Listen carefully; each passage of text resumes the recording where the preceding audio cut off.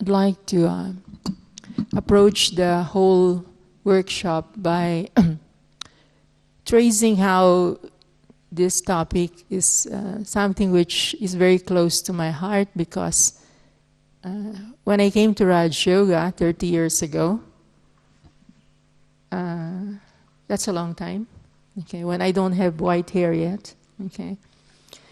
The ones, people who attracted me are the ones who are who are actually very attractive because they can relate with people. And one of the things which is very appealing is when I meet people and they make you feel at ease. Yeah. They make you feel good when you are around. Okay? So that was in a sense, my aim in life is to become a person who can actually make people become at ease with them. So the search for God did not begin as a search for God, but a search for the self. And I think some of the, I think you have heard stories of seniors that they were searching for God, changes their religion, went around the world and found God. But I think I was not searching for God. I was searching for myself. And I realized that when you search for yourself, finally, when you find yourself, you will find God.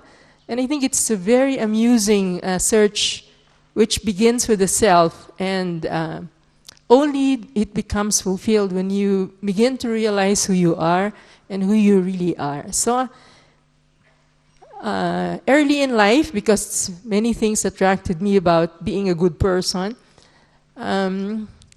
I did not enroll for psychology, but I learned psychology not to treat people, but actually to look at myself. And I think that's a very good way of educating yourself. You look for the right things, right books, and you read them and apply it to yourself. And I think that's how I started my journey into spirituality. And therefore, this is a kind of a summary of the kind of things that I have gone through. And I found it in a book, and I think you all know this.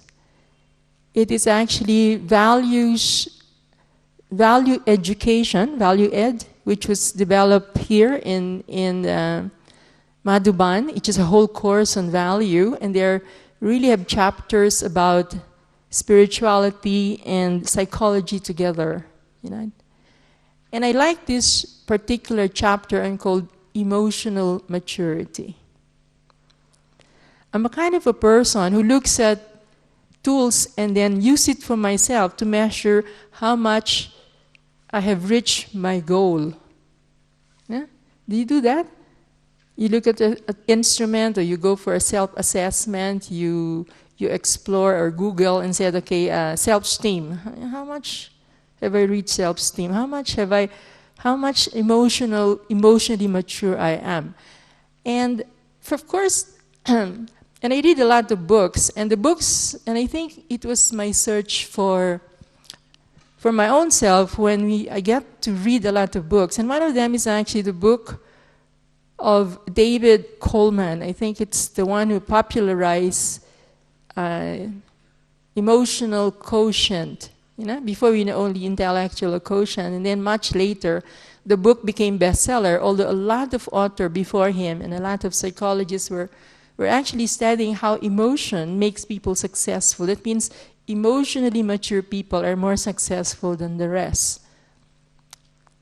And I think I'm taking from there, because I have taken a lot of self-assessment tests developed by Coleman to make sure that I'm actually developing in the right way.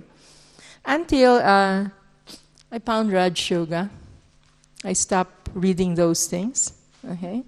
How did I find Raj Yoga? I became a very good person, I think. I think at that time, okay. I landed a good job in a sense that the best measure of your own being a person with a heart is when you can listen. And the job I landed is actually a facilitator, one who listens to facilitate people in learning about themselves and teaching the self how to learn. And I thought it was the good start to be able to go through the work of working on myself. And a lot of BKs I know have the same work. Facilitate. What do facilitate? When you learn to facilitate, you have to facilitate first yourself. That means you have to be inwardly focused so that every time you get into a situation where people are in front of you or you're working with people, you know how these people have an impact in the terms of how you feel. And I think it's a very good way of learning my biases, my weaknesses. Do I really listen? Can I really listen? And I think that was the start of my search for emotional maturity. And I like it very much because I'm beginning to be more and more aware of what I'm able to do and what I am not able to do. And I'm able to develop in areas which I can't. In fact, when I came to Raj Yoga in 1983, I think, 83 I was introduced. I was already quite successful in being a facilitator. And then there was a time when I was very stressed. I love what I'm doing. I love people. I love working with people. But I was so stressed. And I'm beginning to lose my creativity. And I'm beginning to dislike being with people. I said, oh, this is very bad symptom. Okay. So there was an advertisement, learn Raj Yoga and bring back your creativity. Okay. Learn Raj Yoga and bring back your creativity. Oh, that's a wonderful advertisement. Bring back your creativity. And creativity is not only in the aspect of writing or singing or, being able to compose. It's actually your ability to be able to make a situation become positive. Or to be able to create situation where you can bring people to begin to learn. And that's what I lost. I began to lose my ability to create things so that people could learn. Activities, exercises in which they could learn about themselves, about situation, about each other. So I don't like that which means I'm losing what I have worked for. And that is when the time I found Raj Yoga. Because I'm beginning to be affected by the very people I'm working with. And I'm saying it's not good. So that's the beginning of my Raj Yoga search for meaning of my life again. Okay. And I went for the first session, and they had this nice meditation. I fell asleep, and the teacher said, how are you? Oh, fine. I fell asleep. Okay. I fell asleep. But one of the things that I noticed about the sisters who were actually giving us the course is their simplicity, and they're constantly smiling. Something that attracted me is not the knowledge, but the company of people who are in the center. And I'm one of the first students who came to Brahma Kumaris at that time. And the sisters who were there seems to be constantly happy,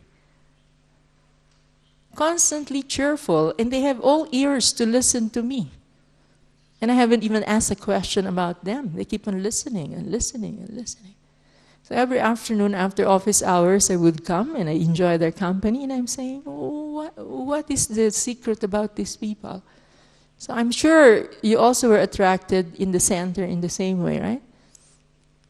It is the feeling that they create when they relate to us. And I was kind of curious, and I said, oh, maybe I could discover it. So I wasn't interested in knowledge. In fact, they asked me to take knowledge, and I said, okay, I'll take it. Okay.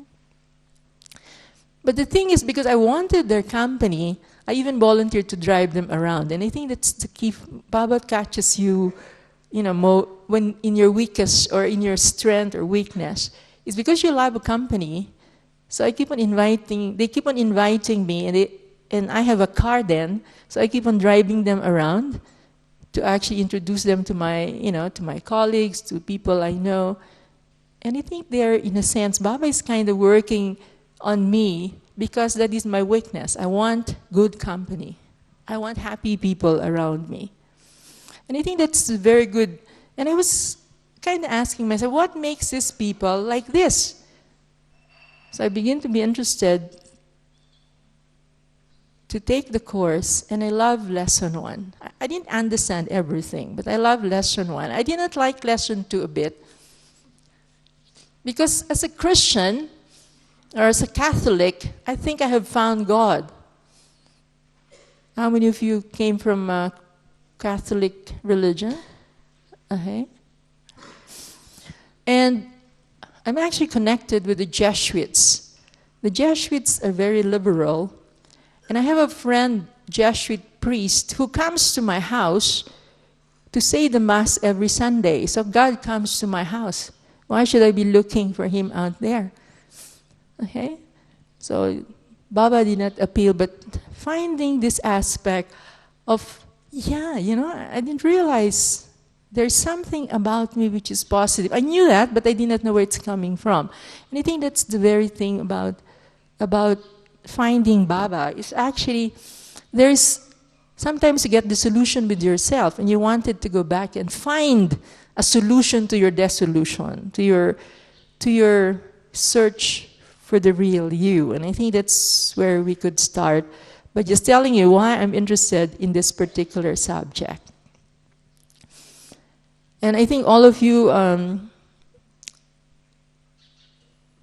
but one of the things that attracted me in the center is the picture of Brahma Baba. It is the old picture of Brahma Baba, which is a little bit of color. And I keep on looking at him, and I said, who is he? He looks very nice, So I didn't have any problem about Brahma Baba, unlike many Catholics. But anyway, that's the short journey. And that is when I begin to discover that, yes, I am mature in one way, but I'm also immature in so many ways. And what do you think are the signs of immaturity? It's actually sensitivity. When people I like begin to tell me something about myself, I begin to get hurt a bit inside, no? But you hide it. All of us, I think majority of us are like that. We hide because we don't want them to think that we don't accept their suggestions. So I hide it. I pretend I'm accepting it.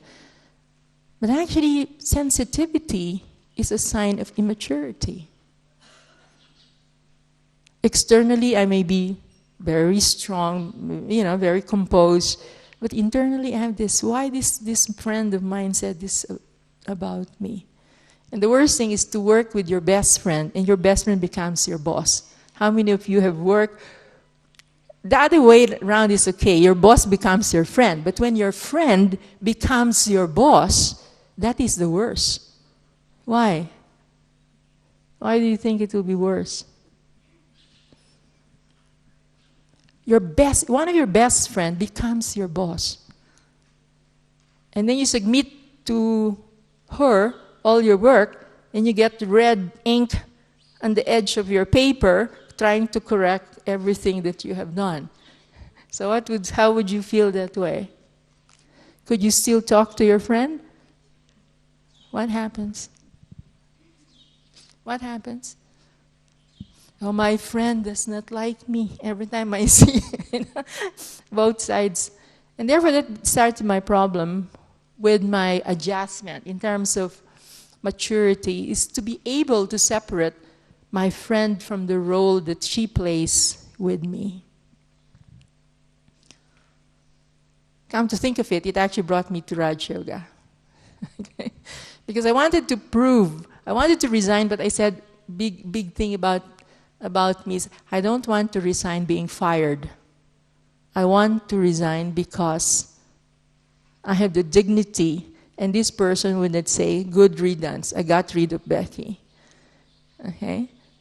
So after 2 years of Raj Yoga, I said to myself, I think it's about time to resign. And I told her, thank you very much for learning a lot, but I'd like to become independent in my work. And she said, Backy, a year ago I could have made sure that you're fired. A year after, I wish I could keep you, but I think you're doing the right decision and you can actually grow outside this organization. And I hope you're not closing the door when we invite you to work here as a consultant. I think for me that was the best. The best way to get out of an organization is not to get out being fired, but actually to get out because I think I changed myself. And that's the reason why I like Brahma Kumaris, is because the slogan, it says, when you change, you will change your world. And my world at that time is actually my work. So I change people, I changed the way people look at me, particularly my friend who's my boss. And in a way, he saw me in a very different light. And she said, and up to now, I would still see her, and she would say, you know, you have grown and matured very well. And it's a very, very nice indicator. And when I invite her to the Brahma Kumaris, in fact, I brought her here, I think a few years ago. She's actually the president of the Ramon, I don't know whether you know this, Ramon Magsaysay, Awards Foundation. It actually it's similar to Nobel Prize, and it's only for Asia and the Pacific. And she's very often in India, and she said, I like to go to your university. And so I brought her here 24 hours. She's a BBIP in our country.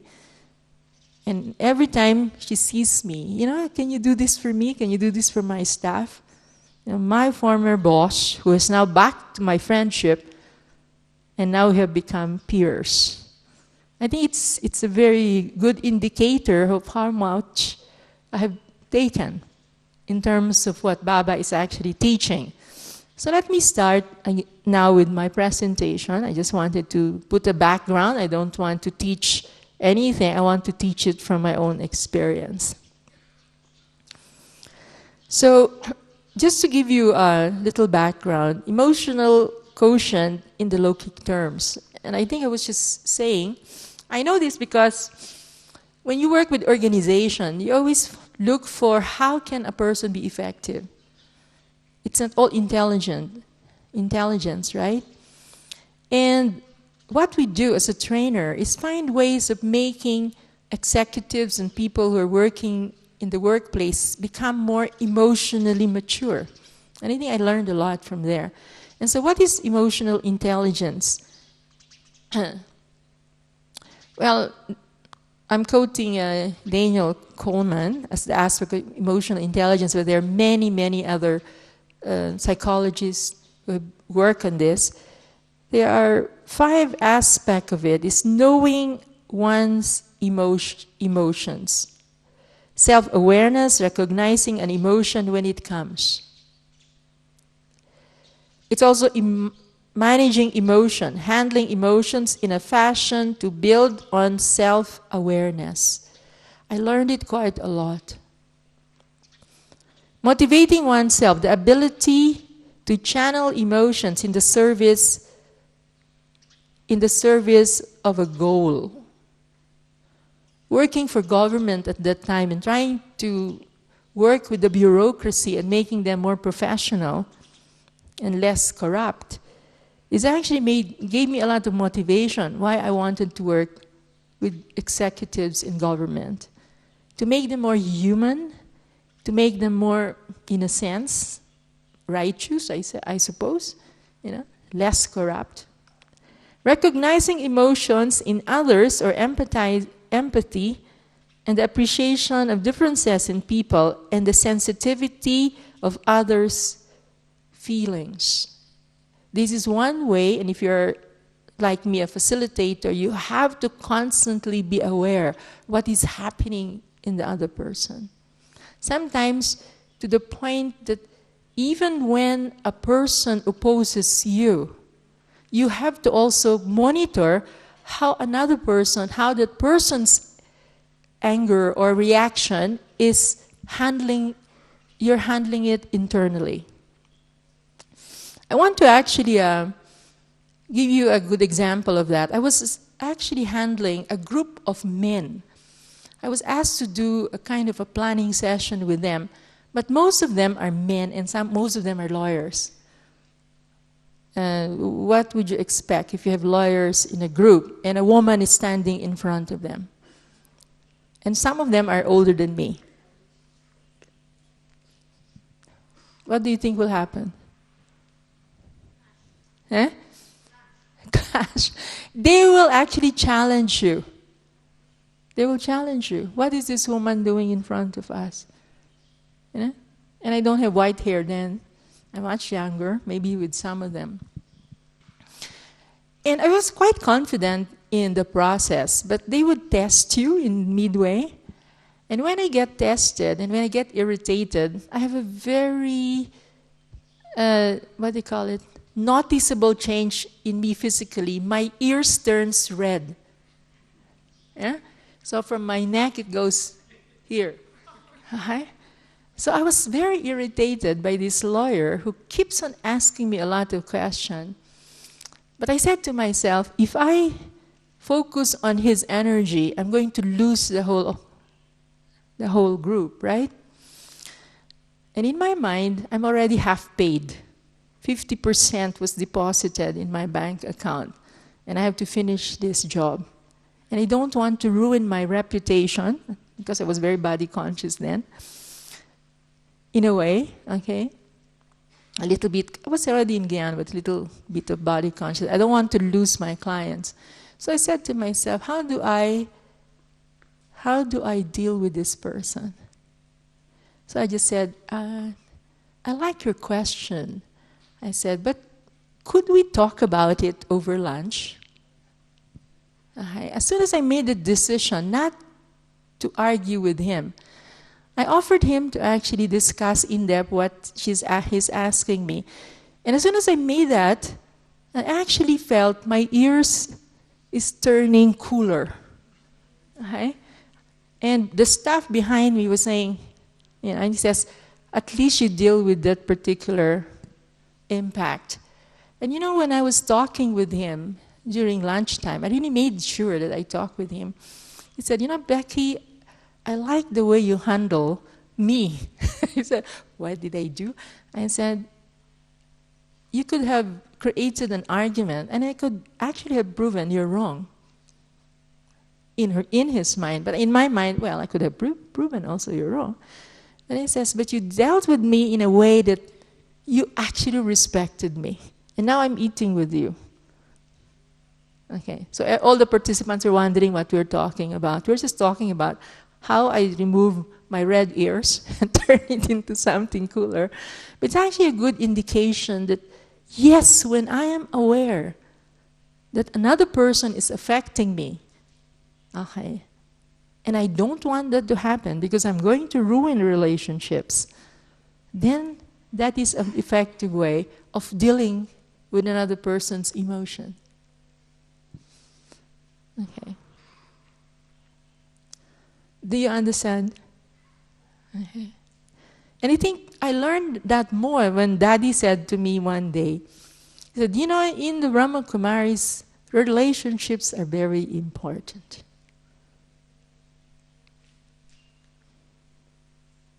Have you realized that? In the Brahma Kumaris, relationships, you may be right, but you have to postpone proving you're right. You can only be proven right when the person who is opposing you will realize that you're right without telling that person. Is that right? And I think that is the beginning. When I'm beginning to learn, Brahma Kumari's way, and in a sense, it actually happened even before the Brahma Kumaris. So the ability to recognize emotion and its impact on you, and how do you go back and do something to resolve it and create better relationship, it's actually the beginning of solving problems. Because they will never talk about problems unless they like to talk with you. Well, they said that IQ contributes only 20% to the success in your life. And the person with high IQ, okay, I got this slide from Okay, from Google it. Okay, person with high IQ is critical, condescending, inhibited, uncomfortable with sensuality. Okay, emotionally bland. Okay, and usually this is a kind of characteristic of bosses in the bureaucracy. Okay, or in the 80s, if you're a boss, you're the one who's always right. And we have to transform this kind of people when they go to the academy. It's called Development Academy of the Philippines for civil servants. And I was a staff there. We were doing training for them. These are the kind of people you get. Okay. And you have to change them to something. Okay. So what happens is the EQ begin to be part of it, and there are a lot of intervention like that I have been trained to do in the academy to be able to change them to people who have heart rather than just their head. So this is kind of saying that EQ, when it started at that time. There were a lot of training, sensitivity training were part of the training program for executive, being able to recognize their feeling, being able to, to look at themselves, teaching them how to listen better, teaching them how to be more sensitive to feedback, and to be able to assess themselves. And I think this is the introduction I have to emotional maturity since even before I came to Baba. So so when I came, I was already working and becoming more mature emotionally. But when I came to Baba, I found out there's still an aspect, which I didn't know, is this aspect of sanskaras, right? Right? Yeah, I think it's actually something that, very interestingly, when I heard of the word sanskaras, I said, what is that? Because if you're a Catholic, you have only one birth, right? But then the aspect of sanskaras and how maybe you can erase it by training, which I think I did when I was trained in a Lockic way, gain more confidence. I was able to do things for people. I'm one of the good facilitators. I always get. It's very convenient also because when I came to Baba and they asked me to live in the Shakti Bhavan, and I don't have to have 8 to 5 job, you can earn a lot of money by just, 1 week of working and you get all the money you want. So it actually gives you a lot of, when I begin to learn Raj Yoga, then I said, wow, it actually gives me and opens a lot of perspective in the new aspect of emotional maturity. So you can find this definition in the book, which I think it's volume 6 of the book. It's the whole 2 chapters. What is an emotion? Emotion is an energy which has force and moves. It is the nature of the soul to come under the influence, to come under influences, to be affected and colored by what is it in contact with. Okay? Emotion is the soul's reaction to stimulation and provocation. The reason why you say, Masha, you're too emotional, that means you are being affected adversely by that situation. So describe an emotionally immature person. Would you like to talk to someone who's sitting next to you? Or maybe you can identify a sign in yourself which is a sign of an immature person. Would you like to do that? One thing about sitting here is actually I don't usually lecture. I want interactive. The reason why I don't call my talk a talk, I call it a workshop. So I put you to work. So would you like to work with someone you're sitting next to? So before we, what is one little sign of immaturity in yourself? Or is it too personal to ask? Yeah? Too personal? No? Okay, go to someone. Anyway, go to someone who you will never meet in your country. And talk about what are the signs of immaturity.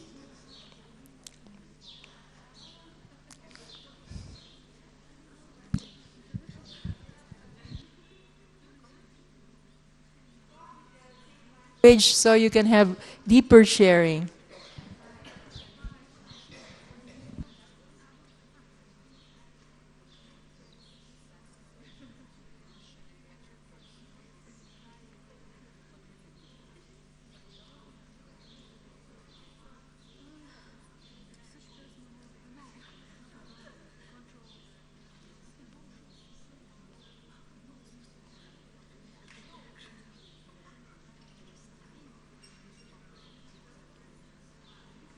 Even though you don't speak English too well.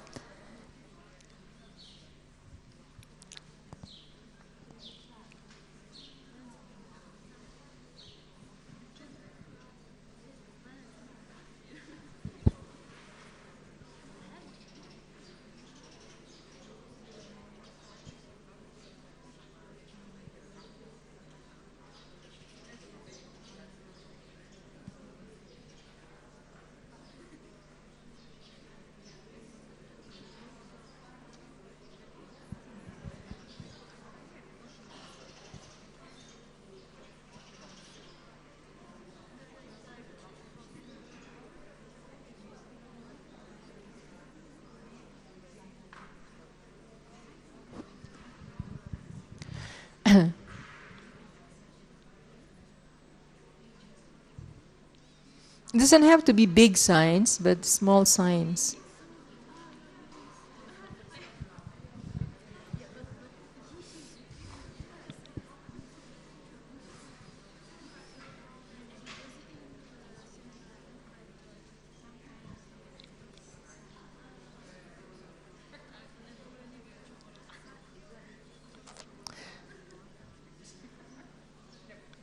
One more minute.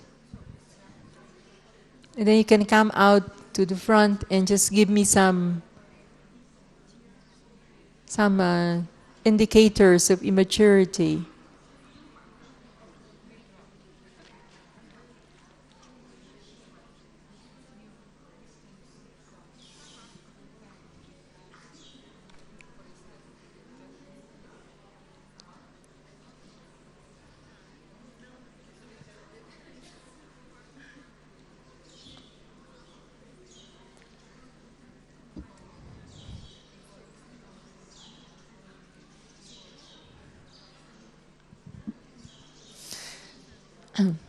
Okay? There's a microphone. When you say something, it doesn't mean it's you. Just give us a few signs or indicators of immaturity. There's a microphone. Yeah? Sister, you want to say something? Our brother?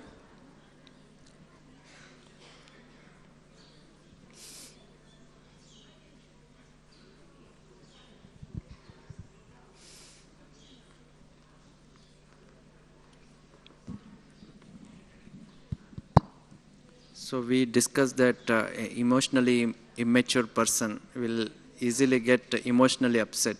Okay. So indications are something like fear and children of fear, like rage or all other things. Other thing is similar to fear, they may also be afraid of something. Okay. And Anything can disturb them. Other thing is the anger and related ones. So one should be stable, so he will be told as emotionally mature. Okay. Good you mentioned stability. Okay. Because one of the things about maturity is stability, but there are indicators of how we become stable, which we can talk later. Okay. Thank you, brother. Thank you too. Okay. Anyone? Okay. Easily upset? Easily disturbed by anything? Okay. So from being positive in split second, it can actually turn differently. Anyone? Yeah, Rose?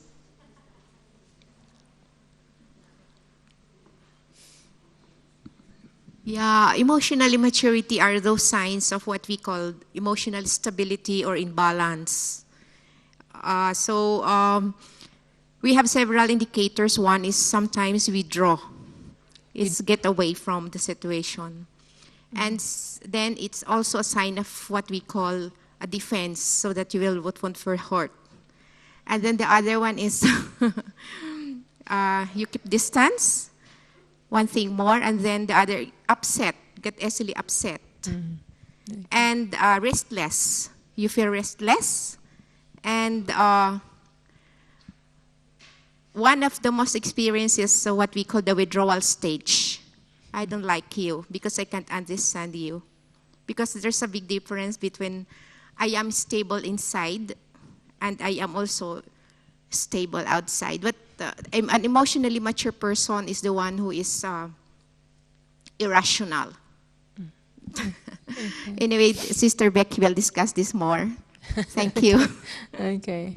So you feel the distance, you choose your company, you try to hide what is the insecurity inside. Okay. Any other addition? Maybe we can actually categorize all of them in Baba's language. Taking sorrow, feeling inadequate or inadequacy, feeling of inadequacy. Another behavior is actually comparing, criticizing, jealousy, manipulating or manipulation, and disillusionment. Okay, you can, with all the things that you have talked about, you can put it. Okay, these are Baba's language. Okay. I think the feeling of taking sorrow and feeling of inadequacy is quite close to each other, right? No matter what, how successful we were before we came to Baba, there's always, it's not a very solid kind of feeling of confidence. Because one way or another, there'll be a better person than you, maybe a better doctor than you, maybe a better teacher than you. So our insecurity is coming from this, there's always someone who's going to be better than us. And sometimes if we are better than them, we feel better, right? I think all of us, because we are 83 birds or 84 birds, Brahmins, that aspect of inadequacy is actually a constant experience after the Copper Age. We're beginning to lose because we have lost the power. And can you imagine the reason why Baba, who are the most experienced of all souls in the whole universe? It's us.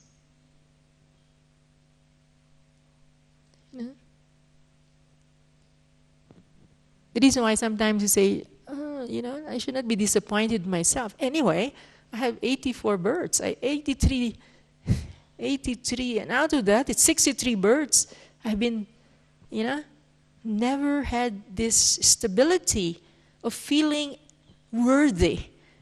And most of the religion actually just capitalize on it. You are not worthy. And if you don't have, we never get perfect parents, right? Some way or another, you get compared.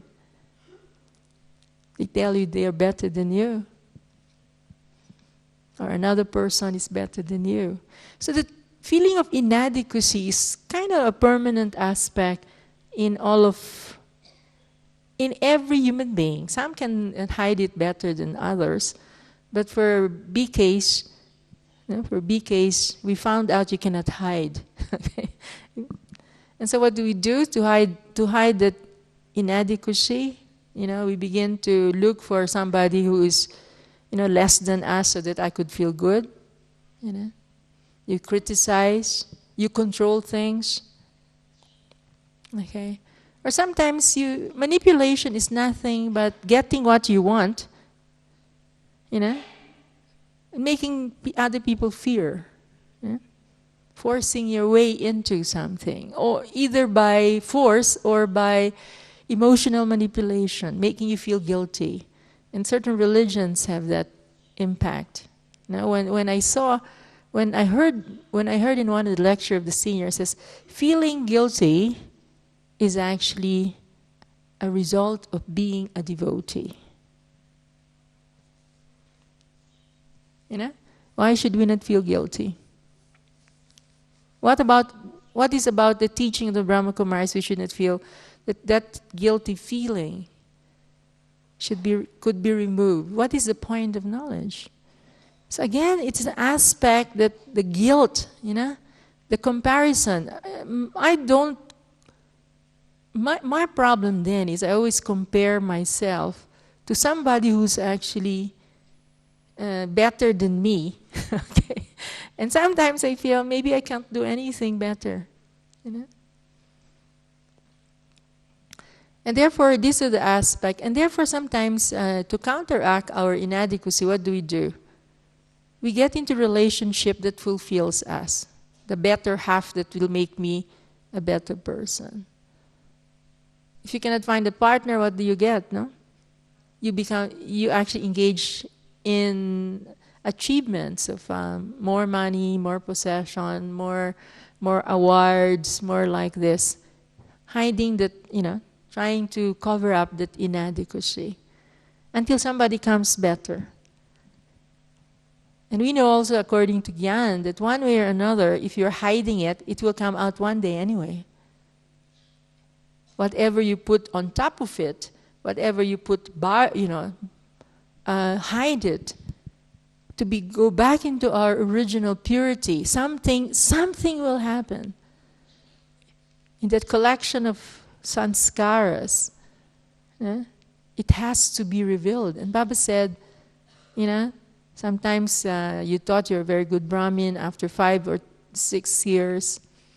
I believe in this aspect about psychology, that there's a cycle of 7 years, right? So after 7 years of being a BK, you now become, a BK in a youth stage. So 14, So 7, 14, then 21. And I heard from another BK says 28, and I just passed 28. 28 is a real test of being a BK. You can break it or you can make it.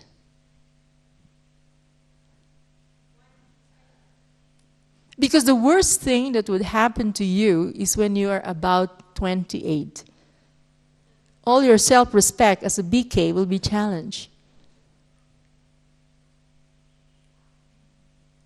And I believe in that because it happened to me.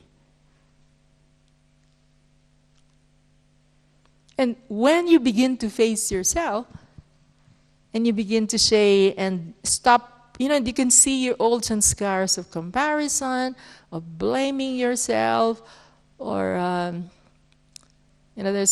I shared it in one of the workshop. I said there was a point in your life that in my own BK life, when I said, Baba, what happened to me with all the effort I did, and I end up in this kind of feeling messy. There's an internal feeling that I have messed up my Brahmin life.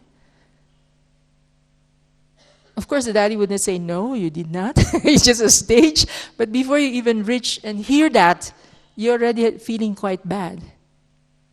I'm not scaring you, but it will happen to all of us. Okay? The reason why I keep on saying, yeah, I'm 28 years old. I know in Gyan, I have passed that age, and I know what it means to pass that age. Because every stage is actually deepening. And what you're doing is actually just removing the layers of sanskaras, right? And if you surpass your 28 years and still survive as a BK, I think you should congratulate yourself and still keep your spiritual self-respect and say, yeah, this is a life for me. Okay, you can be a bit disillusioned with yourself. Baba calls it disheartenment, right? When it's happening to you, this is the challenge. Is it happening to you and you're known as a good BK? You're known as the serviceable BK. And for me, I think that's the thing I have to face is actually I'm into service more and more in the front line. And then internally, I'm getting into this kind of feeling. And I don't want to do service, but I said, what will I do in my life? But because that's the thing that gives me a lot of reward, right? Service. But Baba said, if service becomes your support, then it's still not real service.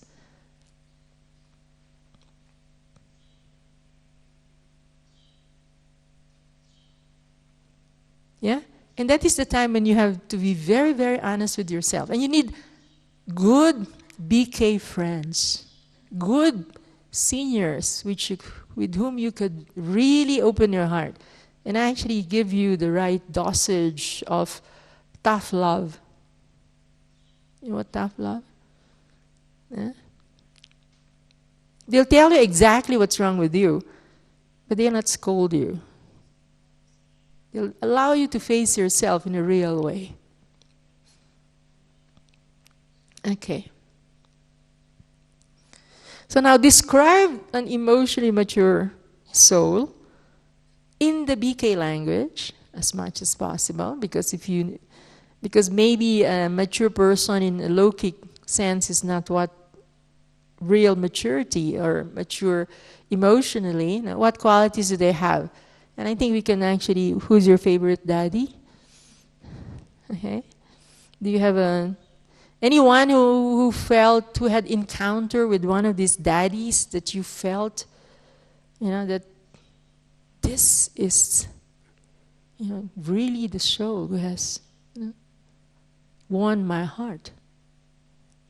One personal experience. Come in front and tell us. I think I saw Rita in the crowd. Thank you, Rita, for coming. You want to come? Share your experience of any of them.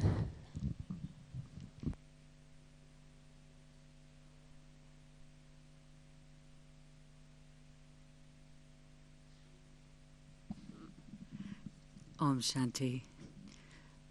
It's a great question. I mean, each of the daddies have touched my heart in such a special way, but I was thinking about Daddy Kumarka, and when I first came into Guyana, I think it was 1989, I met her at a program that was being hosted at the United Nations. And at that time, I really wasn't a BK. I really didn't. I sort of knew the BKs, but I wasn't a BK. And she sat across from me for 6 hours in this dialogue. And she kept looking at me and giving drishti, and I didn't really know what she was doing, but all I knew that she was doing was she was melting my heart. And many years later, as I got to know her and I became Brahmin, I wrote to her. As a matter of fact, I think it was a year maybe before she left the body. And I said to her, "Dear Daddy," I said, "I know this is unusual because I live in the West, but I want you to know that I consider you to be my daddy because it was through you that I found Baba." And just a little, then I came to Madhaban to visit after I sent her the letter, and this is the thing that she did. I went to see her before I came up the mountain to say hello. And I went in and she called me over and she had me sit down and she took my face and she put her hands on my cheeks and she put my face right next to her heart. And she held me and my heart was just melting. And then she sat me up and she looked at me and she said, "Rita, no attachment." So that was my story of Daddy.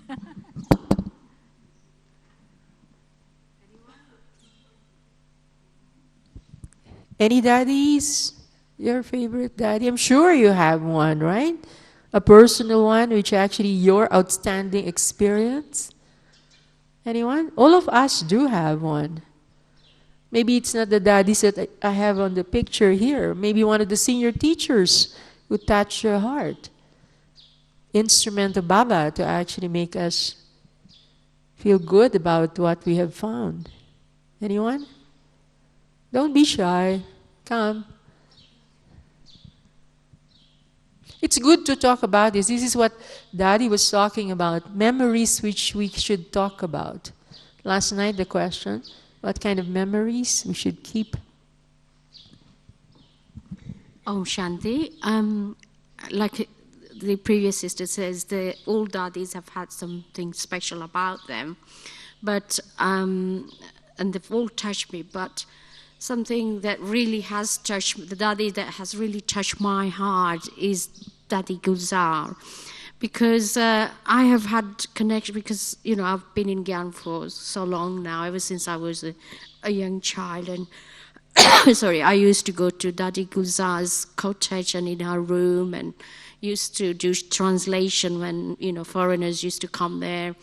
And she was so sweet, and, you know, there was so much like, once I was translating and there were children making a lot of noise, and I said, shh, and Daddy said to me, hey, don't tell them at all, because at the end of the day, they are children. So her stage, no matter how much noise there is, she is still able to connect with people, even if there's so much noise. And she is so stable. I mean, when Baba comes, you know, and you can see that, you know, some sisters are, you know, pulling things away, and like, you know, when people are giving things, and she's just so stable. She's just amazing. Her drishti and her stage of being a witness. She never reacts. She's always got a smile, and, you know, she's just a living example in the world, really. You know, she's one of the, you know, what they say, 7 wonders. I would say Dadi Gulzar is one of them. I think the impact of the daddies are quite different. You know, you can have a very good executive comes in to give a talk, and they can be the highly paid speaker. You know, like they said, Clinton commands so much money when he gives a talk, or she gives a talk. Also, you know, Hillary or any great person, but.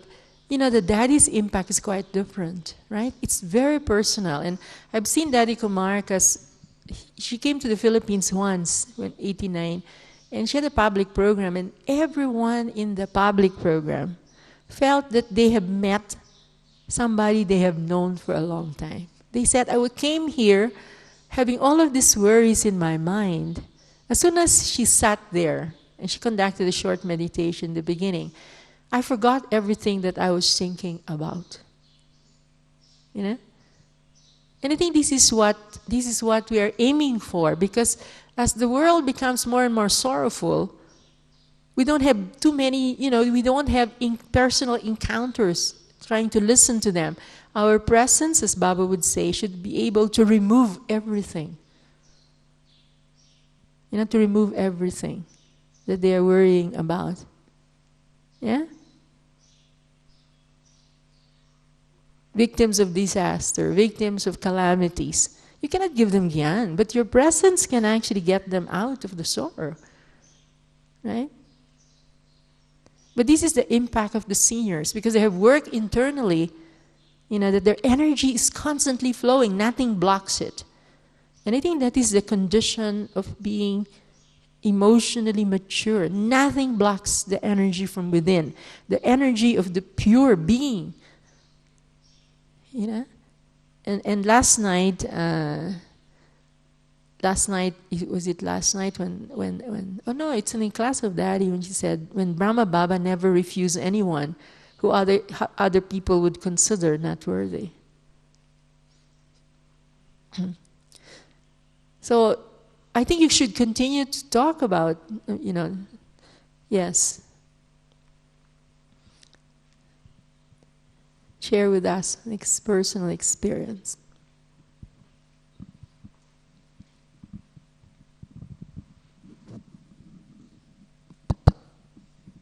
Om Shanti. I could relate very much to Becky's story, being around over 28 years and the process you have to go through. And I remember first when I came to the Brahma Kumaris, it was my first trip to Madhuban, and from birth I've always thought that I wasn't good because of my greatest enemy was what Baba talks about every day. And when I met Daddy, Daddy looked at me and said, "You're good." And I introduced myself to Daddy. My acting name at the time was Kida, which in Hindi means insect. And Daddy, insect, Kida hai. And she says, "Nay, Gita." And so I feel always Daddy is there. And remembering one year, going before Daddy, it could have been my 4th time in Madhuban. And it's my 43rd time in Madhuban actually. And Daddy said to me, "What's going on?" And I said, "Daddy, I feel everyone is looking at my weaknesses." And she says, "Weaknesses, Gita? What weakness?" And then she said to me, "It's because you look at others' weaknesses. This is why you feel others are looking at your weaknesses." So all the great lessons I have got from Daddy, I didn't have a mother growing up, but I feel that Daddy is my spiritual mother, not as a bagat, but with understanding. All right. Om Shanti. Thank you. Good to see you. Yes. We only found the mother we wanted in the daddies, right? Either a mother, a father, a friend. I think there are a lot of good stories to tell, and some of us are staying longer. We should have storytelling amongst ourselves. When I was growing up in Guyana, storytelling is part of the evening class. Let me go on and move you into this aspect in which we can actually assess ourselves. And I have supplied the translators a kind of a questionnaire. It's not really a question, it's a statement in which you can actually rate yourself, 1 as low and 6 as high.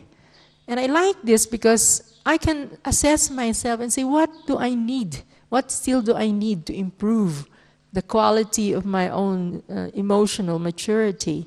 So self-sufficiency, and there are many questions or statements under it. Non-interference, dignity, stability, determination, humility, and interestingly, clear and clean and clear conscience. Okay. Okay. So let's talk about, there are 6 items under this. And if you wanted the soft copy, you can email me and I'll send it to you, because to reproduce, I don't know how many people will be in class, and it will drain the resources of the copying office. Okay, so I said, let's just look at it and see how it can be useful to you so that you can actually look at it. This is really adopted from the Values Education Manual. They're actually paragraphs. So what I did was to go through that and try to look into and put it in a statement as an I statement. So self-sufficiency, I am comfortable. Actually, I am comfortable in solitude and do not feel loneliness or abandonment. Okay? But you don't want to be alone. They said that one of the daddies, they never want to be alone, but they're not because they're lonely, but because they know they can their company benefits. Now, I am comfortable in solitude. I do not worry about what will happen to me, but have the faith in myself and the positive outcome of all situations. I do not compare myself with others, either favorably and unfavorably. This is kind of tricky, right? Sometimes you're confident in this. Sometimes you feel a little bit of a bite when your name is not mentioned, when you're not invited to sit in the front, or when you're sitting in the front and You look at everyone sitting in the front, and they don't even know you. Okay. So this aspect of comparison. I recognize that I do indeed receive whatever resources I need and work with whatever I have. I have good intuitive sense of the difference between need and greed. I feel that I have the capacity to overcome any challenges and reach my highest potential because I have faith in myself. The last statement is faith in myself. And I think that's why daddies are very effective, because they bring you back into that faith. Non-interference. I do not get emotionally caught up and interfere in people's disagreement and problem with each other. I think in a way I learned it in facilitating, because you're not supposed to actually resolve. You have to facilitate resolution of conflict, but not give suggestion or advice. But sometimes, being a Brahmin, knowing all the answers, we tend to give answers rather than help them. Help them discover their answers. Right, Pierre? Okay. And I think I learn it when I begin to work with professionals. Yeah. Of course, Baba is the highest psychologist, but they are doctors or have doctoral degree in psychology and in psychiatry, and they know they can get something from you, but they don't want to hear you tell them something. So how do you deal with that? I have an attitude which looks beyond the character defects, knowing that dwelling on others' defects causes me to absorb them. I have a respectful attitude towards others, where I focus on their highest potential and original spiritual qualities. Again, these are very merely points, and yet, if you put it into practice, sometimes quite difficult. Yeah. I do not react to what people say, and if their tone of voice, I do not absorb and get diminished by insinuations. This is also tricky. Yeah. Really. Yeah. If you don't get the attention, you wanted that attention. Especially with daddies, no? And you wanted to be noticed. Or somebody, even a senior teacher or someone. I do not act on hearsay information without first checking the source. I hear a person's personal problems with compassion. This is and without the desire to give advice. Sometimes the advice is more external, but the aspect of judgment in our mind, because it comes in terms of our vibration. Is that right? And what happens is you become emotionally mature, and I think I'll, as we go through this, when we encounter people who we have to deal with them more subtly than the others.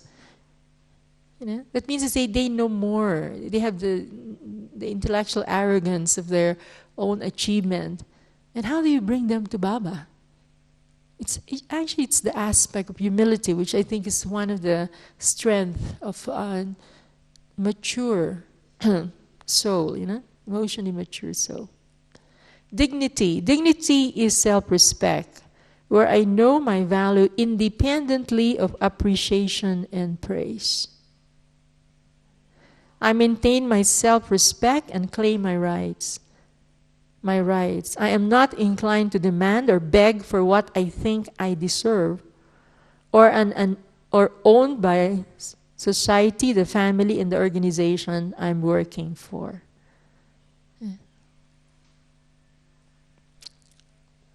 Because sometimes when we know you're important to this group of people, it gives you kind of a nice feeling, right?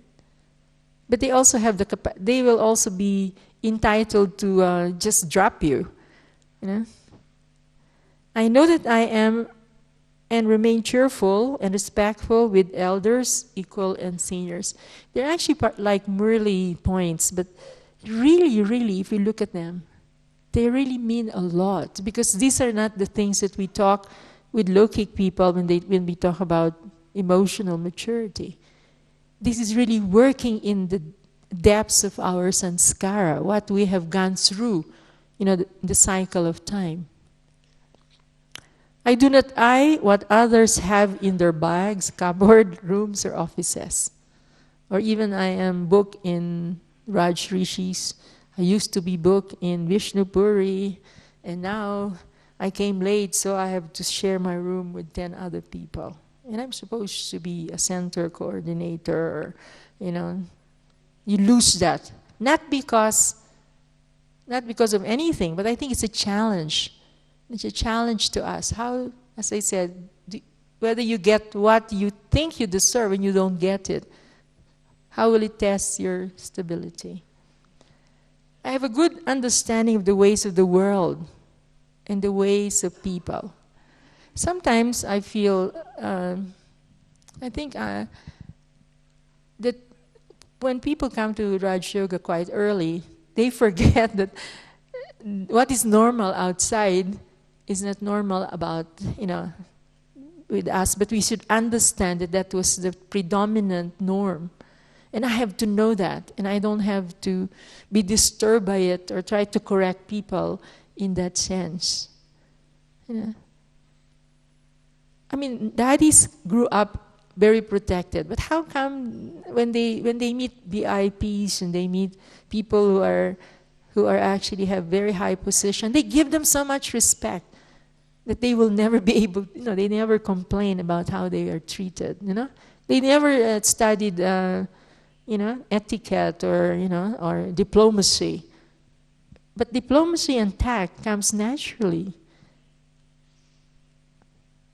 in a spiritual, spiritually to them because of their spiritual education. I cooperate with the task on hand and give judiciously of my time, energy, and talent. I know intuitively when to play a leadership role and when to follow. Stability. I have the capacity to manage my feelings. I do not attempt to elicit sympathy from others. I keep small matters in perspective so that they do not sadden me. I have the inner resilience to manage even the big calamities, disasters, and shocks. This is good because this is what we're going to have, I think, more and more. So how many of you would like to be in the mapping up operations of the Brahma Kumaris? Baba said you should not die of heart attack in the middle of calamity and disaster. How many of you see yourself doing this at the end time? Serving during the calamity. Daddy wants to be alive, no? Not Rita? Daddy said, I want to see, at 98 years old, I want to see distraction. How many of you want to see distraction without having heart attack? Yeah? We need a lot of stability, right? I don't know whether, I think we have to look at the recent Murlis of Baba, why Baba keeps on saying to us, be obstacle-free, be happy, because that's a real preparation. By the way, the Brahma Kumaris in the Philippines is being subjected to this already. Philippines is the third riskiest in terms of disaster. We get 50 to 100 typhoons every year. Okay? We have 40 live volcanoes, which can erupt anytime, which means we have earthquake. Okay? So how do we prepare? The biggest calamity is when, for me, my realization is when I can face my biggest calamity, personal calamity. When I have lost complete confidence in myself, and yet I'm a BK and went out of it, then I think you're ready for external calamities. I'm clear and proactive in my thinking. I'm still introverted, able to make good decisions about what to do next. I am internally stable. observe events, circumstances, and situation with detachment. I am aware of the more subtle dimensions that stand behind sense-based universe. Yeah? Because many people we're going to deal with, especially if you're doing BIP service and you're meeting people who have power in a way of money, position, even their intellect. You know, we have to be a lot more subtle like daddies to be able to serve them. And so we can also turn them to, Baba said, no? Sahayogi, no? Cooperative souls for Baba's work. Humility. I tell the truth respectfully without elaboration. Sometimes I have to check myself whether I want to explain more. This is a little sign of why do I have to explain more? Why do I have to make the other person understand? I have the courage of conviction, but I do not insist on my point. I accept my mistake, apologize, and not repeat them. Well, this not repeat is a little bit harder. I do not seek recognition, name, fame, and glory, but wait of the fruit of my labor to mature over time. I share the credit for my good work and acknowledge those who have helped.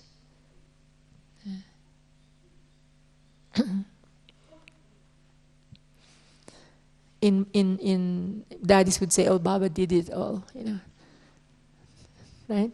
Or, you know, it's the family, you know. You never hear them claim they have done something. Oh, it's the family, the cooperation of everyone did happen. Determination. I meet challenges with strength and clarity. I consider my options carefully, decide for myself, and create my future with understanding. I do what I judge to be right without hesitation. I recognize good opportunities when they come. I act decisively, derive long-term profit. I am attentive to my character, live according to the ethical policy I have set for myself. That book talks about ethical policy a lot. Yeah? It's something that I like the book which was produced here in Madhuban because it talks a lot about, do I really have a standard for judging my own action? Clean, clear conscience. My behavior and face reveal whatever is within. My dealings are transparent and my lifestyle is clean. I live without fear or desire.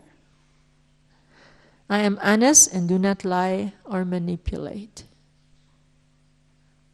I'm immediately able to discern anything wrong that anyone is doing or about to do. Why is this important? I thought of this particular thing. Why discernment, anything anyone is doing wrong or about to do? It's actually first to protect myself, and the second thing is actually to be able to respond effectively to the person and actually extend the help or the power that we could give. Because remember, Brahmin life is service. But it comes from serving first ourselves. No one is able to deceive me because they feel the impact and clarity of my honesty. I remember Daddy Kumarka, Daddy Prakash Mani said, I think it was in a conference, remember that? Rita, he says, I haven't told the lie in my life. Straight. And I think they were very important people, and I said, never in my life have I told a lie. And you cannot, when somebody says it and it's not true, you can hear murmur, but the whole crowd just felt silent. And Daddy said it in such humility that no one even said, how dare you say that? Or confess that in public. And I think that's the impact of Daddy Prakashmani's personality. Can you imagine? Can you say that to the big crowd? Say, I haven't, have that confession, and yet don't give the feeling that you are actually boasting or proud of that. It's real. That's the real aspect of Daddy Prakashmani. So how do you do that? You get all the answers in the Murli every day. Okay? Right? This education that Baba is giving is the best education that can make us mature. Imagine, I don't think we have IQ in Golden Age. We have only EQ. Right? Do have to think about food or, figure out. I think the Murli today talks that everything that we would need, which has scientific significance, is already being invented now. So the only thing we have to do is relate to each other, enjoy it. So if I don't know how to relate if you don't know how to relate to each other, and yet we say we are one family, and feeling I belong and I have a right, and if I am an instrument and I belong to a center and I cannot create that feeling for others to feel that they belong, I don't think we can claim we are one family, or we can claim that is the job. I think we are this feeling, this good feelings, this relationship building, is actually our number one job. To create that amongst ourselves. Only then we'll be able to create it. And again, a lot of yoga, because a lot of the things had to be settled because we don't know what is, underneath our sanskaras. No? The reason why I'm talking about 28 years is because what happens is that what remains after 28 years of yoga and listening to the Murli every day and listening to the class, it actually removes a lot of the surface accounts, but you don't know what is deep that is going to actually come out. By accumulating that yoga power, you may feel disheartened at a certain point, but because you have accumulated, you'll be able to bounce back and feel it. The momentary disheartenment will be there. But if you have spiritual friends and you trust some of the seniors, you can talk honestly to them. I think you can bounce back quite quickly, but yoga is really the key to all of this, to be able to clean our sanskaras. And, Baba keeps on saying, it's easy yoga when it is actually filled with love. It's hard yoga when I begin to think about my disheartenment before I even go to Baba. Okay. So I think we have to do our own little personal technique of how to jump into loveful yoga. Okay? Om Shanti.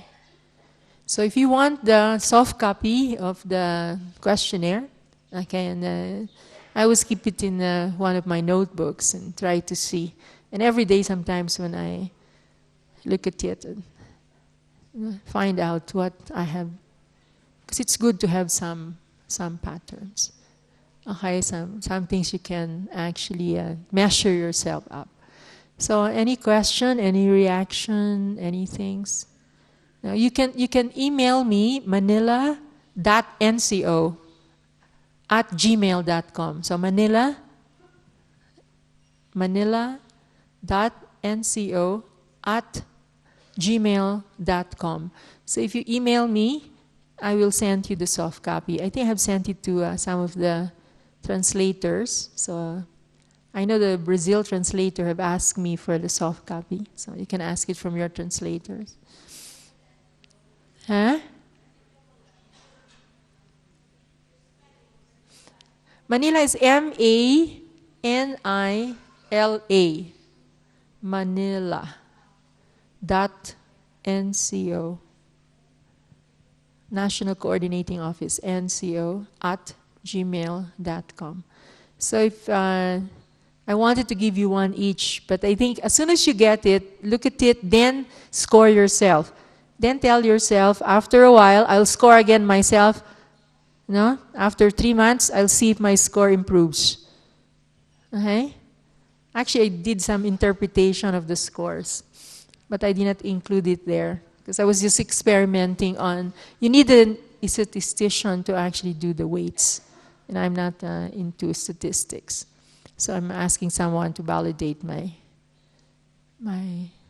statistics. You know how to put weights in your scores. Any other question?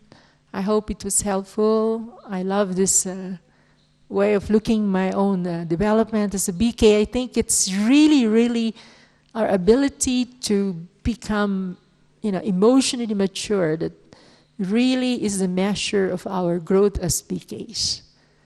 Really, this is our job. This is what the world don't have right now. And the calamities in the end will actually bring out the worst in terms of emotion and reactions.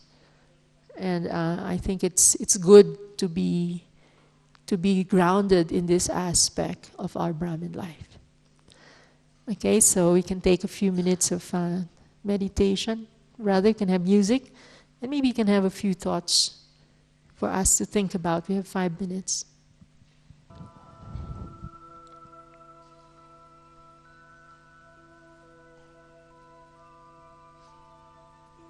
As I sit here,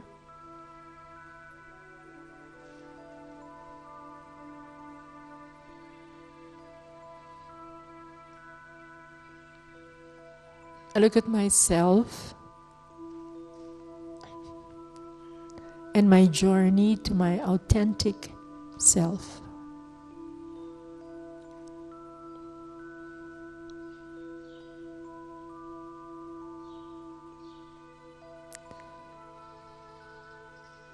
Where feelings of love,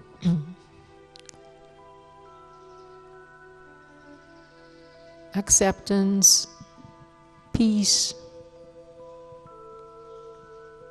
are my predominant feelings.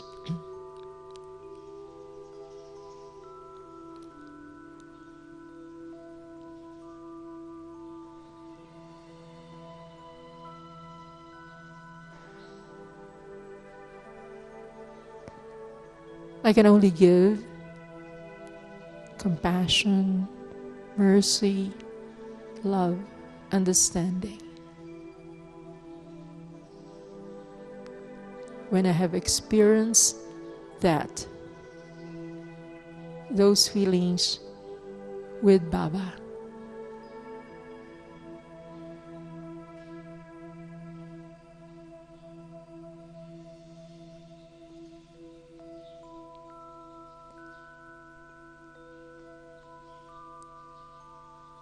And the real test of my relationship with him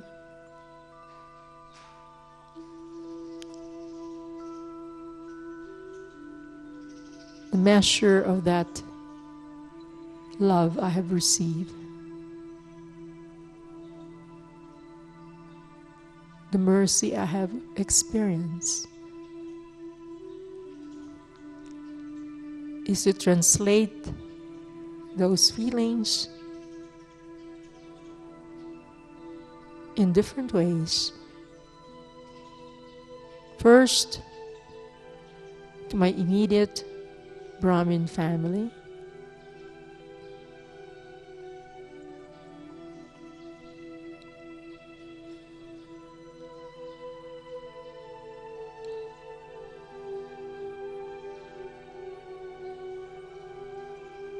If I could carry those feelings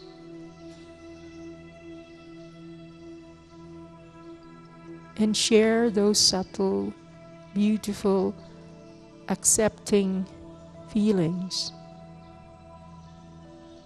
with other souls who come in my connection.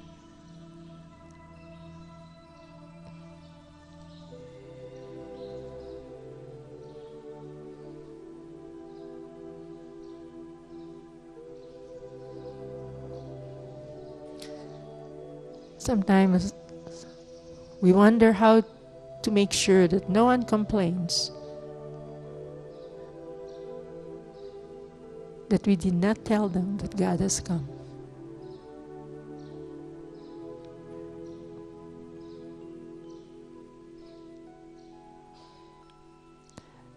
I think to put in a practical way, in a practical manner, the love we have experienced from God is the best experience or the best way of introducing Him.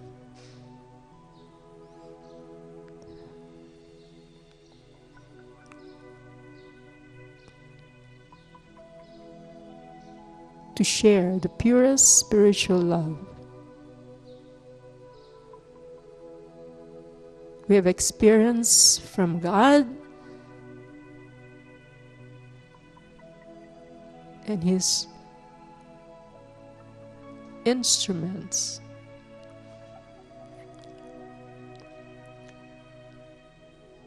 Is to be able to share and tell and make people understand that God has come.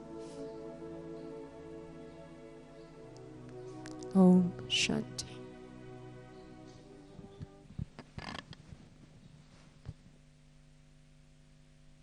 Patience, and I hope you learned something. Om Shanti.